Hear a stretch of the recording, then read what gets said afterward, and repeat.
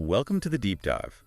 Today, we're stepping into one of the most specialized and, frankly, high-stakes fields in medical science, forensic pathology. It's a world that demands just an incredible amount of scientific rigor. And intense emotional resilience.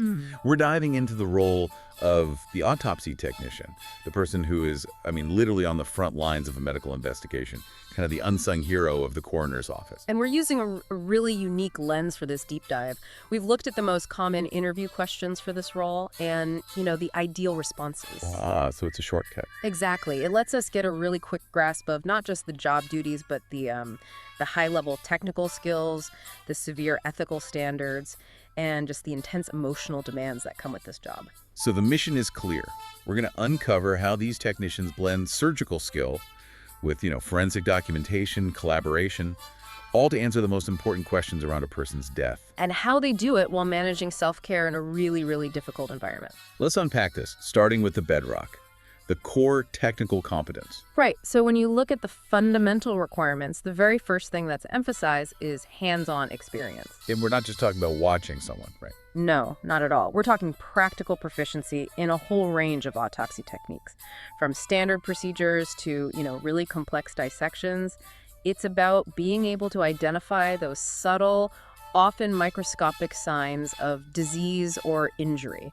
That's a fascinating requirement. It suggests they're more than just assistants. They have to be active, observant participants. Oh, absolutely. So does that proficiency start before they even, touch the body? It does. The whole procedure is highly systematic, and the first crucial step happens long before a scalpel is even picked up. Which is what? A thorough review of the deceased's medical history and the circumstances around their death. Was the person ill? Was there an accident? That background information sets the initial working hypothesis. So the technician is basically starting the investigative clock by gathering all that data. Precisely. After that review, you get the pre-procedure checklist. Sterilization of tools, making sure the workspace is absolutely clean. And only then does the examination begin. Right. Once the external exam is done, the internal process starts. Organs are systematically removed, weighed, and inspected. This isn't random at all. It's a careful, methodical process. When you say they inspect the organs, that's where the link to specialized lab work comes in, isn't it? They're not just looking at the big picture. That's it. They're setting up the path for microscopic confirmation. And that's where the technical demands really ratchet up. They have to be proficient in some highly specialized lab techniques. Okay, let's dive into that list, because it can sound a bit like jargon. We hear about things like microtomes, cryostats, paraffin embedding. What are these tools, really? Well, think of it this way. To see cells under a powerful microscope, you need to slice tissue thinner than a human hair. But soft tissue would just collapse, right? It would.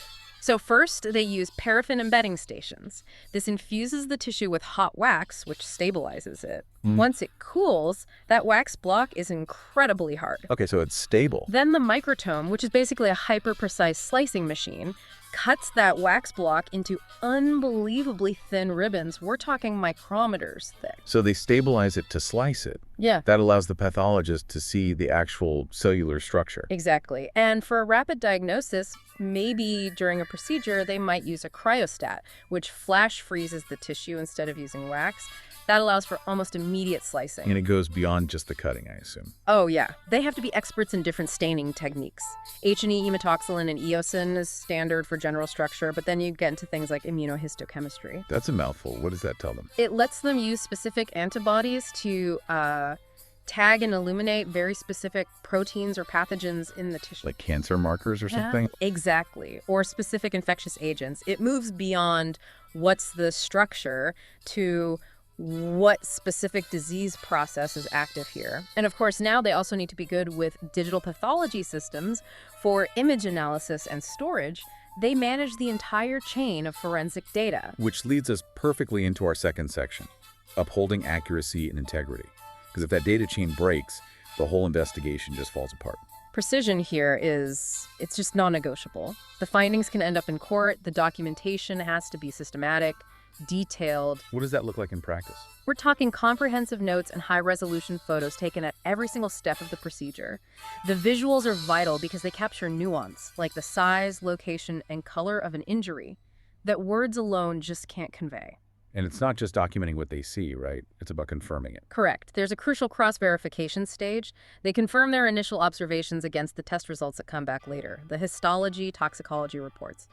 This process either confirms their conclusions or forces them to reassess. The integrity of the physical samples themselves must carry just immense weight.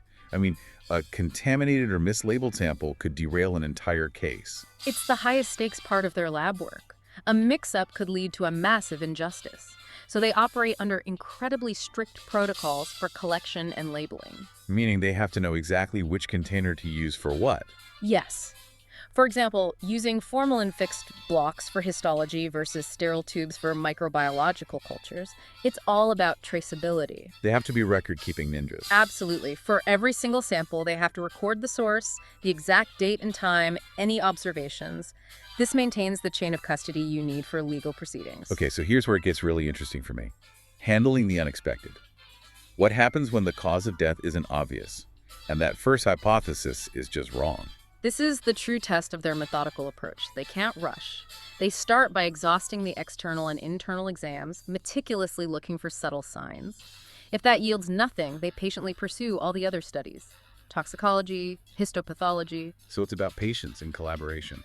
Diligence, patience, and close collaboration with the pathologist, especially when the body isn't giving up its secrets easily. Can you give us a concrete example of that kind of problem solving in action? Certainly. There are examples where individuals had no visible trauma, but a detailed internal exam by the technician found a tiny, undiagnosed congenital heart condition. Wow. A finding so subtle, it completely shifted the manner of death from suspicious to natural. In another case, a potential homicide, the tech noticed unusual bruising patterns deep in the tissue layers. Patterns that didn't fit. Exactly. Inconsistent with standard blunt force. They realized the pattern matched a very specific type of restraint tool, which gave detectives the crucial link they needed. That's incredible. Those details just underscore the need for objectivity. So how does a technician pivot when their initial hypothesis is proven wrong? The first step is always self-reflection, reevaluating the methodology to make sure no technical errors occurred. If the process was sound, they just have to accept the new data and reassess the hypothesis. Even if it contradicts weeks of work. The goal is uncovering the truth, not confirming a preconceived notion. It takes real intellectual humility. Let's move into our third section, the high-stakes environment itself. Safety, ethics, and resilience. This job has some significant biohazards. And that makes safety and cleanliness absolutely critical. The commitment starts with strict adherence to universal precautions. It's not negotiable. PPE gloves, fluid-resistant gowns, masks, eye protection is mandatory. And the cleaning process has to be what? Industrial level. It is.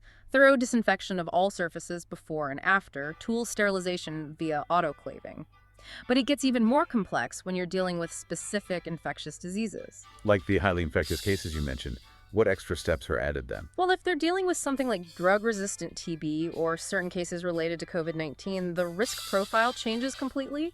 This often means additional layers of protection, specialized respirators, maybe PPRs, powered air purifying respirators. And crucially, they have to work within isolation facilities with negative pressure ventilation systems. They have to constantly check that those systems are working perfectly. The physical risks are immense, but so are the emotional ones. How do they manage the stress of working with deceased individuals every day, knowing families are waiting for answers? It requires this unique blend of focused professionalism and deep empathy. They have to maintain scientific focus during the procedure, but also hold space for the fact that this individual was a person, a relative. And our sources were very clear that self-care isn't optional here. No, it's a professional requirement. They are constantly exposed to human tragedy. To avoid burnout, they have to proactively engage in self-care. Exercise, mindfulness, hobbies, completely separate from work. It's about maintaining professional objectivity and endurance. And I imagine that sensitivity is amplified in the most difficult cases, like those involving infants or children. Without a doubt. Those cases test the composure of everyone in the field. They require the utmost care, strict adherence to protocols, and documentation that is just microscopically detailed, all while navigating that emotional difficulty. And all of this work is built on a very specific foundation of legal and ethical guidelines. Correct. Legally, they have to respect consent laws, the proper handling of human remains, Confidentiality is paramount. And ethically, they must treat every single case with respect and dignity, always mindful of cultural or religious beliefs surrounding death. Let's shift our focus to collaboration in Section 4. The autopsy is just one piece of a much bigger puzzle. It really is. So what's the autopsy technician's role within that larger team of investigators, pathologists, and law enforcement? Their role is central. They serve as the pathologist's right hand and the curator of physical evidence. They prepare the body, manage the sterile environment, meticulously collect and preserve every sample. And then funnel that information out. Right. They pass the photos, the samples, the preliminary notes to the forensic scientists, detectives, toxicologists. Clear, precise, timely communication across their whole team is absolutely crucial. And that communication skill gets really tested when they have to translate complex medical findings for non-medical people. It requires a rare talent. The ability to take intricate medical terminology, say the mechanics of a complex cardiovascular failure, and turn it into language that a layperson can easily understand. Empathy and compassion are key. And the communication style has to adapt based on the audience, doesn't it? It absolutely does. In a legal setting, the priority is precision, accuracy, unbiased presentation. They rely heavily on that photo evidence and those clinical reports. Because they'll be scrutinized in court. Exactly. But if they're communicating in a clinical setting, say to a hospital, the focus shifts to the educational aspects, helping physicians understand what happened, what could be learned for future patient care. It's all about tailoring the message. And finally, the most challenging scenario, managing disputes when families challenge the findings. This tests their professionalism to its core. They have to communicate the findings with empathy, but also clearly explain the scientific process that led to the conclusions. They're defending the methodology itself. What if the family still disagrees? They maintain professional integrity, they're transparent, and may even suggest the family seek a second opinion. The priority is always objective truth while respecting the family's emotional state. That brings us to our final section, the stamina, efficiency, and modernization of the role. How do these technicians stay focused during cases that can stretch for hours? It's a combination of mental discipline and just good physical health. Strategies like mindfulness, scheduled breaks to reset, exercise, nutrition. In this job, exhaustion isn't just a personal problem, it's a risk to the evidence. And on a busy day, time management must be critical. It is. They have to prioritize tasks based on urgency and complexity. They use digital tools to streamline the administrative work, and they're always balancing speed with meticulousness. The field is always changing. How do they keep up with forensic advancements? Professional development is constant. This is not a static field. They're regularly attending workshops, subscribing to journals, participating in webinars to keep their skills current. And as they get more experienced, they often take on a teaching role themselves. Absolutely. They have to be able to train junior staff, covering both theory and practical demonstrations. It's that hands-on mentorship that builds confidence in the next generation. And speaking of modernization, their computer skills must go way beyond the basics. That's right. High proficiency in specialized software for data entry, databases for tracking evidence. It ensures the data accuracy you need for generating insightful reports in a field like forensics. And all of that expertise culminates in one thing, quality control, QC. What does that look like in an autopsy suite? QC is the safety net. Practically, it's regular calibration checks on equipment, double-checking all labels and log entries to prevent those critical errors. It's the continuous enforcement of standard operating procedures.